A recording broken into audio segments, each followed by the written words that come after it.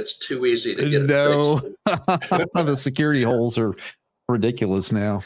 Yeah, well, I actually knew a guy who, and this was pre my time there, they said, spent 365 days on the road. He would go fix a bug. And as he left, said, I'll be back on and name a date. And sure enough, a bug popped up that date and he had to go back. Strange. Yeah. He was leaving bugs.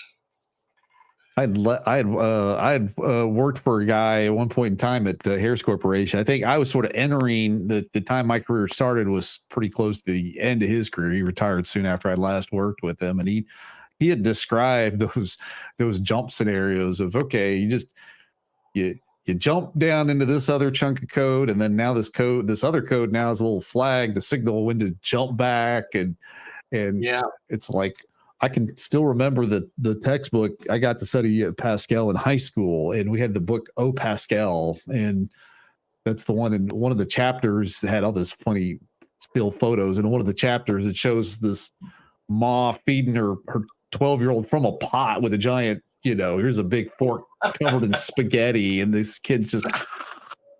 And it was like, this is what spaghetti code is, and it's like, I don't know if people today know what spaghetti code is, but all that, that's what has thus borne out the clean coding movement. Like, no more spaghetti ever again.